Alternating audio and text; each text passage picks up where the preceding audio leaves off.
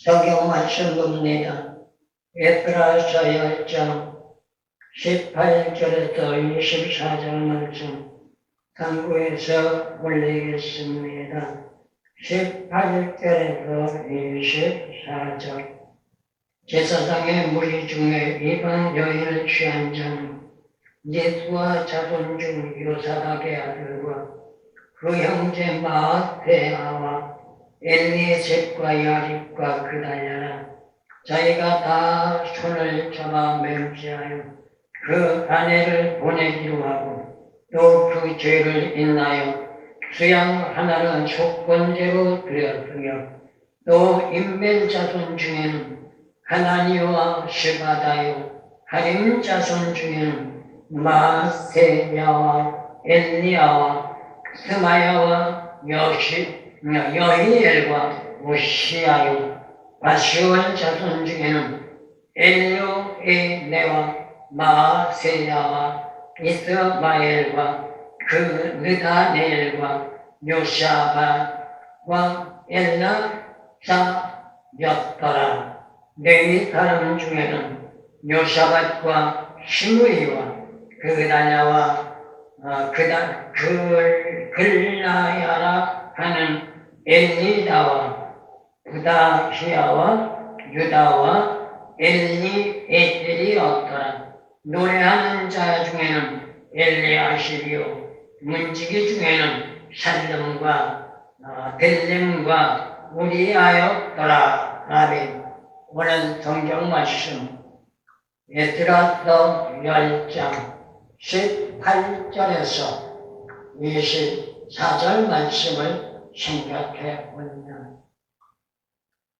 70년 포로기를 마무리하고 술록파괴를 따라 1차적으로 귀환했던 남유다 이스라엘 백성들 가운데서 하나님의 진리의 법칙을 따르지 않고 격질로 지향했던, 다시 말하면 이방인과 통혼을 하면서 하나님 앞에 불영광을 돌린 사람들의 명단이 지금 제시되고 있는 것을 보게 됩니다. 그래서 오늘은 본 말씀을 생각하면서 남유다 이스라엘 백성들이 이방 여인과 통혼한 자들을 한번 생각해 보려고 합니다. 이방 여인들과 통혼한 사람들은 113명 가운데 제사장 집안의 사람이 17명이고 레위 사람이 10명입니다. 18장에서부터 22절과 23절에서부터 24절 말씀을 보게 되고, 그리고 일반인들 보면은 25장에서 43장을 성절을 생각해 볼 때 86명으로 기록되고 있습니다. 이러한 사실여부를 통해서 에스라의 종교 계획에 대한 대책 여부가 제기되는 것이죠. 특히 오늘 성경 말씀 18절에서 22절 보면은 제사장 중에서 이방인 여인과 통혼을 한 자들이 대동되고 있습니다. 이들은 특별히 성별되어서 성별된 선택된 자들이라고 말할 수 있습니다. 거룩하고 성결함으로 모든 사람들에게 본을 보여야 하고, 또한 모든 사람들에게 솔선수범하면서 진리의 말씀 안에서 덕을 끼쳐야 하는 장본인들인 제사장인데도 불구하고 그들은 못한 사람들의 눈살을 찌푸리게 하면서 징계의 대상이 되어버리고 말았다는 사실을 보게 됩니다. 여기서 우리에게 말해주는 교훈이 있다면, 제일 먼저 제사장 가문의 자손들인데 예수아의 자손 마아세야, 엘레에셀, 야림, 그달량을 말해주고 있고, 인면의 자손인 하나니, 스바냐가 해동되고 있으며, 가림의 자손 마세야와 엘리야와 스마야와 여이엘과 우시야가 거론되고 있습니다. 그리고 아수르의 자손에서 오면은 엘로에네, 마세야, 이스마엘, 다닐, 요샤가, 엘리사 이렇게 모두가 17명이나 되고 있습니다. 이들은 전체적인 동원자들 가운데서 113명의 15%를 차지하고 있는 수치로 보게 되는데, 백성들을 대표해서 하나님께 다른 제사를 드려야 할 대표자들이 우상 숭배에 빠져 있다는 것을 말해주고 있는 것이죠. 그런가 하면 백성들의 수장으로 하나님과의 관계 성립을 이행해야 할 이들이 못한 자들의 본보기가 되지 못하면서 하나님의 말씀인 율법을 어겼고, 또한 이방 여인들로 말미암아 구원을 하면서 민족자의 오점을 남기는 불상사의 장본인들이 되어진 것입니다. 그런가 하면 그장 12절 말씀으로 돌아가서 보면 민족의 공통점인 공동체의 오염으로 앞장서는 사람들이 되기도 했다는 것을 말합니다. 슬럽바벨 시대, 슬럽바벨과 함께 하나님 성전을 재건축했던 대제사장 예수아의 자손들, 다시 말하면 대제사장 집안의 자손이 자그마치 4명이나 포함되어 있다는 것이죠. 이것은 무엇을 말하는 걸까요? 종교계가 부패했다는 것을 말하고 타락했다는 것을 말합니다. 이것은 오늘날도 마찬가지입니다. 시대적인 종교계의 지도자들이라고 하는 사람들이 세상과 짝하고 세상과 손을 잡고 육신적인 안일과 안욕에 매료되어 하나님의 진리를 왜곡하고 도외시하는 그러한 일들이 지금 현 시대에도 이 땅에는 비일비재하게 일어나고 있다는 말입니다. 그렇다면 오늘 본 말씀에 주어지는 교훈의 배경은 비단 본 말씀에서만이 아니라 이 말씀은 오늘날 우리에게도 해당되고 있다는 것을 말하는 것이지요. 부패와 타락으로 이 당시는 시대가 만연한 것처럼 오늘날 현 시대 역시 정치적인 과제나 또한 교계나 사회적이나 어느 면을 바라보더라도 한 곳도 온전한 곳이 없다는 듯이 부패로 만연한 그러한 시대가 현 시대가 아닌가 생각합니다.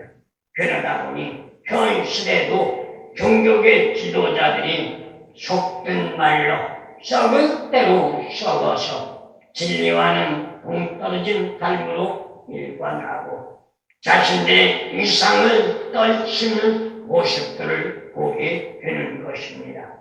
이것은 어느 시대를 막론하고 이해가 될 수 없다는 것을 말해주고 있는 것이기도 합니다. 그렇다면 만민의 존경을 받으면서 솔선수범으로 본보기가 되어야 하는 지도자들이 이렇듯이 타락과 부패로 일관한다면 일반 사람들, 오늘날로 말하면 일반인들은 얼마만큼 부패하고 타락했겠는가를 생각해 볼 수 있는 것입니다. 그러나 다행스러운 것은 오늘 성경 말씀을 상고해 볼 때 대다수가 자신의 잘못된 삶을 깨달았다는 것을 말해주고 있는 것을 보게 되는 것입니다. 오늘 성경 말씀에서 보니까 18절을 보면 뭐라고 그래요? 제사장의 무리 중에 이미 이방 여인을 취한 자는 예수와 자손 중 요사닥의 아들과 그 형제 마세야와 엘리에셉과 야림과 그달랴라. 19절 저희가 다 손을 잡아 맹세하여 그 아내를 내보내기로 하고 이런 말을 합니다. 자신의 잘잘못들을 깨닫고 그냥 깨달은 손에서 먹는 것이 아니라 잘잘못들을 척결하기 위하여 이방인과 통혼을 했던 이방 여인의 아내와 이방 여인을 통하여 생산된 자녀들까지도 다 하나님의 자녀인 공동체에서 내보내겠다는 결단을 가지고 있는 것을 보게 되고 또한 결단을 가지고만 있는 것이 아니라 그 결단을 삶의 생활로 실천했다는 것을 말해주고 있는 것입니다. 그렇다면 누구의 경고의 견책이 있을 때 사실 여부를 인정하고 자복하고 회개하기보다는 오늘날 그 시대를 보더라도 대다수는 자신의 입장을 정당화하면서 오히려 큰 소리 치는 것이 대다수라는 것을 부인할 수 없지요. 이들은 사도 바울이 말한 것처럼 디모데후서 4장 2절 말씀처럼 양심이 광인맞은 자들로 입으로는 믿는다고 말들을 하고 있지만 그들의 생활, 삶의 전제 조건은 형식에 불과하니 거짓말쟁이에 지나지 않다는 것을 말하고 있는 겁니다.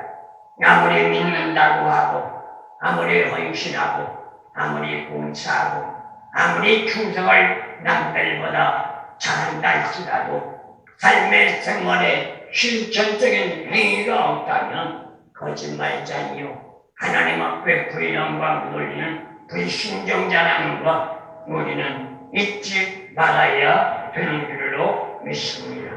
그렇다면 한 번쯤 생각해 보시기 바랍니다. 하나님 앞에 범죄한 자로 회개하지 않는다면 어떻게 용서를 받을 수 있을 것이며 용서를 받지 못했다면 어떻게 구원의 반열에 들어갈 수 있을 것이고 구원의 반열에 들어가지 못하는 상황에서 어떻게 천국을 간다고 말할 수 있겠습니까? 성택되어 택함을 받은 레위인으로 제사장을 도와 성전에서 예배를 드리는데 헌신과 봉사를 아끼지 말아야 할 하나님의 일꾼들 일반인들에게는 율법을 가르쳐주면서 못한 사람의 본보기의 대상이 되어야 하는 이들이 부패와 부정과 타락으로 만연했다면 과연 그 시대를 볼 때 어떻겠는가 우리는 짐작할 수 있다는 말입니다. 그런데 우상 숭배를 하는 이방인 여인과 통혼을 했다는 것은 용서받을 수 없는 죄를 자행했다는 것이고 합니다. 그것도 통혼한 제사장들과 레위인들은 이스라엘 종교 지도자들의 전체 수에 비해서 25%에 달했다고 말할 수 있는데 이스라엘 공동체가 그렇다면 얼마나 부패와 타락으로 일관했는가를 말하는 과제이기도 하는 것이죠. 2장 36절에서 39절 말씀 보면 제사장 중에서 통혼한 자들이 나오고 있는데 대제사장 예수와의 자손 요사닥의 아들과 그의 네 형제가 나오고 있습니다. 그리고 스룹바벨과 함께 돌아온 제사장 가드의 사람들도 포함이 되어 있습니다. 그리고 9장 12절에 나가서 보면은 이스라엘에게 방백들이 처음으로 했던 말이 나오고 있습니다. 이스라엘 자손의 지도자들이 이방 여인과 연혼을 했다. 다시 말하면 통혼을 했다는 것을 이스라엘에게 처음으로 방백들이 고백을 한 것이지요.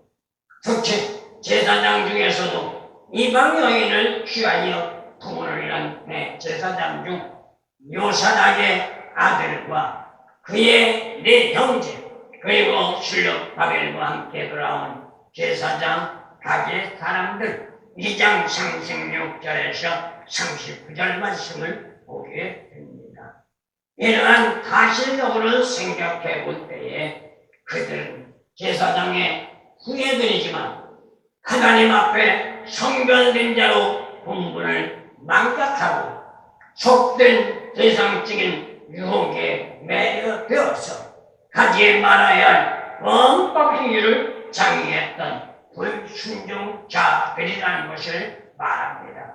이것은 오늘날도 마찬가지입니다. 나는 예의가 될 것이다. 그것은 자신의 착각이고 우리는 너 나를 막론하고 하나님으로부터 선택받은 제사장들입니다. 구약시대와는 달리 신약시대는 예수를 믿고 구원받고 구원의 반열에 들어가게 되면 만인 제사장입니다. 그렇기 때문에 특별히 선별되고 선택된 자들입니다. 특별히 선별되고 선택된 자들이 주어진 사명을 제대로 감당하지 못하고 자기의 안일과 안욕 그리고 자기의 육신적인 쾌락과 쾌감에 만족해서 오직 자기만을 생각하는 세속주의가 되어진다면 그는 누구를 막론하고 구원의 반열에 들어갈 수가 없고 구원의 반열에 들어가지 못하니 천국을 갈 수 없다는 것도 우리는 잊지 말아야 되는 줄로 믿습니다. 더욱이 하나님의 영광이나 거룩한 삶의 생활을 살아야 할 제사장들, 선택된 택한 받은 자들이 현실적인 육신적 포만감에 매료되어서 가시적인 현상에 집착하고 있으니 예수님이 천명하신 말씀처럼 너희는 세상의 빛과 소금이 되는 말씀을 역행하고 있다는 말입니다. 그렇다면 어떻게 될까요? 못한 사람들에게 덕을 끼치는 것이 아니고 불미스러운 모습으로 역행을 하고 있으니 하나님으로부터 책망의 대상자밖에 되지 않고 징계의 대상자밖에 되지 않는단 말입니다. 그런데도 불구하고 오늘날 현 시대를 보더라도 대다수가 자신의 이러한 잘잘못들을 하나님 앞에 머리 숙여 무릎 꿇고 회개하려고 하지 않고 자기의 상황 여건과 자기의 형편 사정을 토시를 붙여가며 정당화시키고 있단 말입니다. 그것만이 아닙니다. 자기만이 최고의 신앙인이라고 자화자찬하며 자만심으로 가득한 모습들을 보게 되는 것입니다. 그러나 공동체의 지도자로 주어진 공부를 망각하고 있다면 불쌍사나운 모습으로 전락할 수밖에 없고 그 결과는 못한 사람들의 이맛살을 찌푸리게 할 수밖에 없으니 사람들의 이맛살만 찌푸리게 하는 것이 아니라 하나님의 불영광을 돌리니 하나님으로부터 징계의 대상이 될 수밖에 없다는 것도 우리는 알아야 되는 줄로 믿습니다. 그렇다면 지도자란 타이틀을 가지고 주어진 본분을 감당하기 위해서 과연 어떻게 해야 할 것인가? 힘들고 어렵더라도 고통스럽고 괴롭더라도 가경들이 너무나도 벅차서 넘어지고 쓰러지고 자살하고 절망은 날지라도 이왕에 주어진 임무라면 어떤 상황 여건이라도 출동을 다하여 하나님의 영광을 위해서라면 이 생명 다하여 이 목숨 바쳐서라도 나아가겠다는 각오와 결단을 가지고 영광이란 두 글자를 성립시키기 위하여 주팔 걸음에 박차를 가하며 달려간다면 나 자신은 부족하고 연약하여 넘어지고 쓰러지는 일이 있을지 모르지만 그러한 전제 조건을 보신 하나님 그대로 우리를 내버려 두지 않고 성령을 통하여 도와주시고 지켜주시고 붙잡아 주시고 이끌어 주시는 축복 속에 여호와니시 승리 영광이 이루어지는 축복의 문이 열려지는 줄로 믿습니다.